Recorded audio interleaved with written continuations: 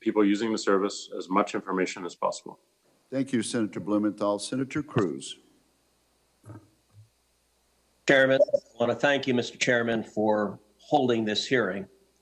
The three witnesses we have before this committee today collectively pose, I believe, the single greatest threat to free speech in America and the greatest threat we have to free and fair elections.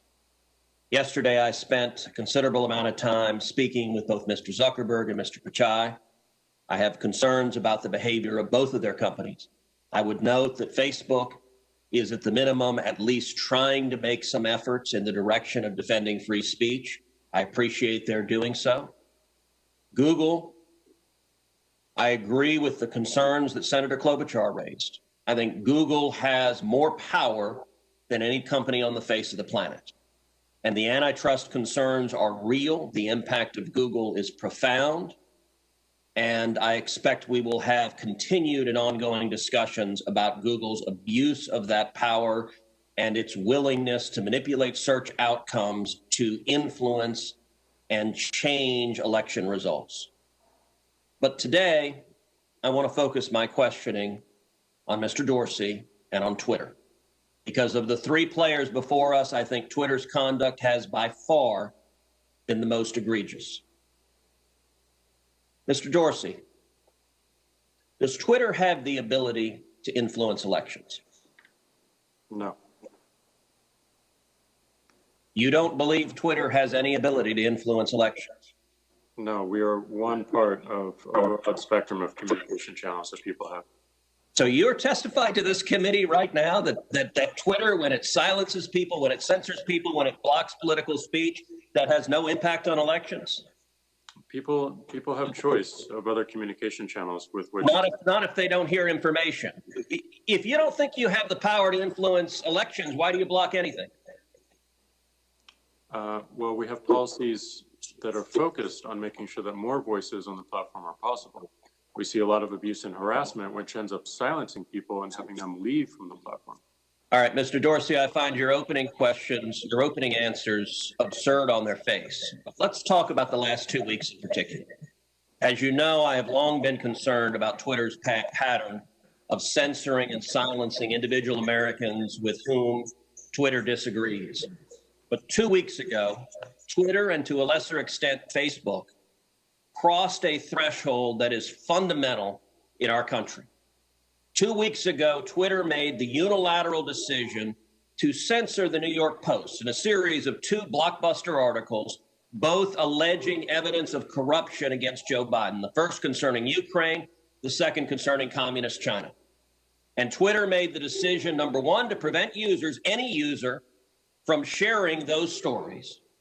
And number two, you went even further and blocked the New York Post from sharing on Twitter its own reporting.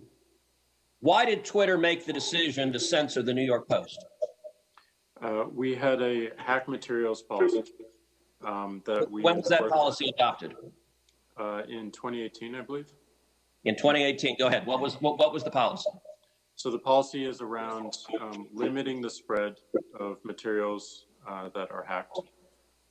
We didn't want Twitter to be a distributor for hack materials. We found that the New York Post, because it showed the direct materials, screenshots of the direct materials, and it was unclear how those were attained, that it fell under this policy.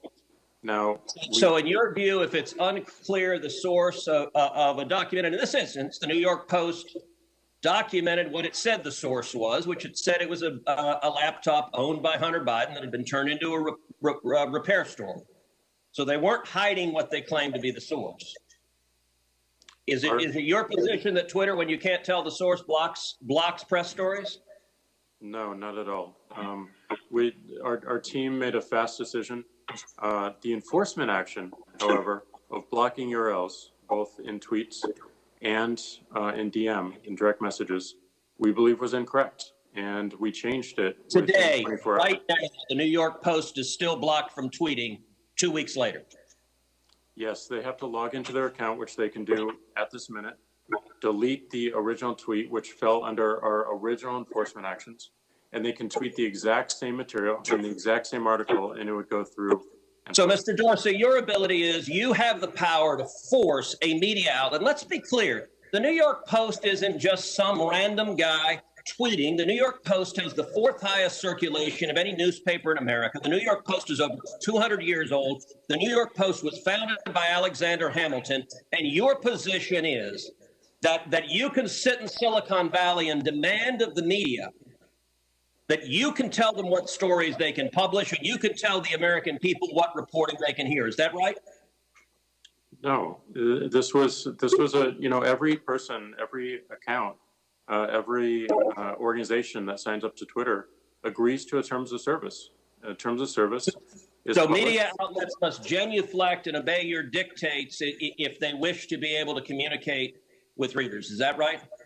No, not at all. We recognized an error in this policy, and specifically the enforcement. You're still blocking their posts.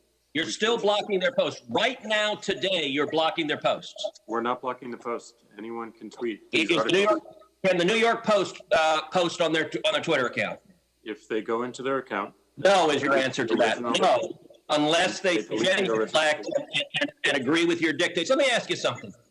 You claimed it was because of a hacked materials policy. I find that facially highly dubious and clearly employed in a deeply partial way.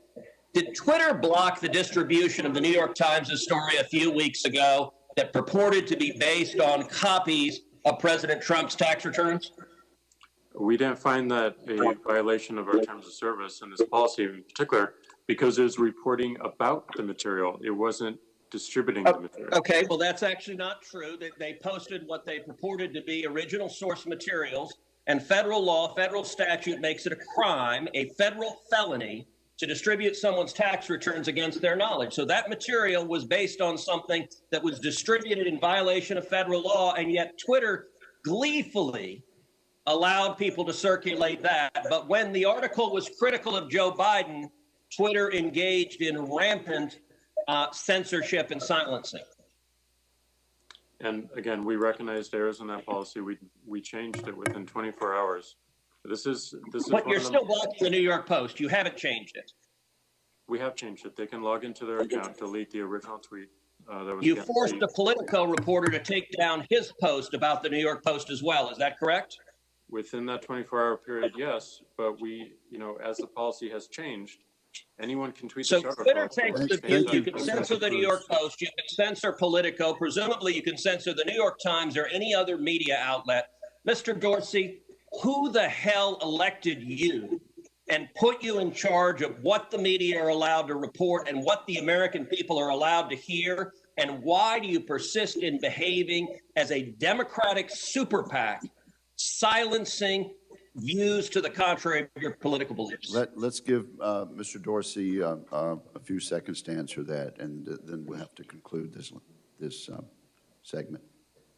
Well, we're not doing that, and this is why I opened this hearing with calls for more transparency. We realize we need to earn trust more. We realize that more accountability is needed to show our intentions and to show the outcomes. Thank you, Senator. So I hear the concerns and acknowledge them, but we want to fix it with more transparency. Thank you, Senator Cruz. The ranking member has deferred now to Senator Schatz.